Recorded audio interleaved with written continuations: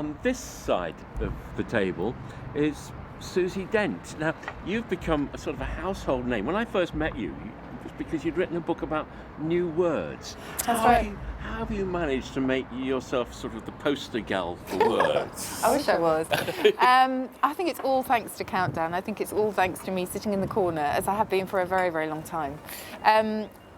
Spouting about words and trying to decide whether contestants' words are okay or not. So it's all thanks to Countdown, which really is a bit of an institution. Let's face it, it's been going for 30 years now, so... You haven't been doing it for 30 years? I haven't been doing it for 30 years, no. But I have been doing it for a long time, since my very first day at Oxford University Press, almost. So I've been doing it on and off for about 20 years. Have you really? Yeah, a long time. God. And you don't go there every day, do you? No, it's pre-recorded. It's not really, it's an open secret, this. It's pre-recorded. We've just moved to Salford, to Media City, and we go up about 3 or 4 times a month, and we do big blocks. So we record 1 week in a day. So when we say it's Monday morning and we're supposed to look bright and fresh, it may be our 3rd day recording, which is why we don't look bright and fresh at all. We look a bit jaded by that point.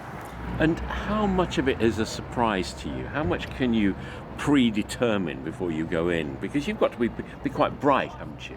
Yes, the adrenaline still pumps even after all this time because, you have the clock, the famous countdown clock, which is very loud and is ticking down the amount of time that you have.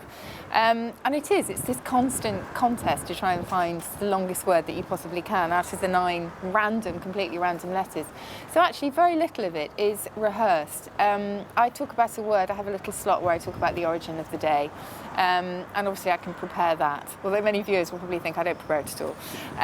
But the rest of it is completely randomly generated, so you can't script that at all.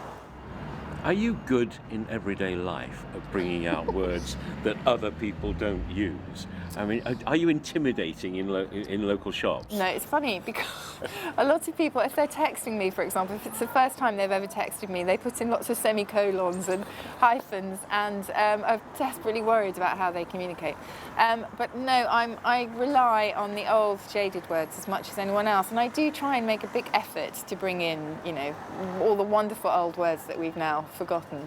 Like I did try the other day and say to a friend of mine, I'm such a dardle-dum-doo. And she didn't have a clue, exactly. It's a wonderful Norfolk dialect word for a daydreamer, a dardle-dum-doo. You can imagine it sort of trips along, the dardle-dum-doo. But anyway, I do try sometimes, but I get the same reaction that you just gave me, so it doesn't always work. It's fine. It doesn't always work. Are you good at spelling? I am quite good at spelling, but only because I work with the dictionary for so long. Yeah, the problem with my job is that it's a very untransferable skill. So if I ever wanted to go for another job, to say I can look words up quickly in a dictionary is not really going to help me. But I do work with the dictionary all the time. So I'm okay at spelling, but I have blind spots. I do have blind spots like anyone else. No, because I'm just going to... You've been involved... Please don't test me.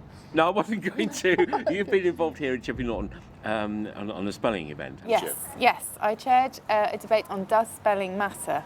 Thanks to a lovely book by Simon Horrobin on the history of spelling and why English spelling is as messy and clumsy as it is, and it's fascinating. Well, he just happens to be sitting over there, and I'm going to talk to him Fantastic. next. So Good. thanks very much Thank indeed, you very Susie. much.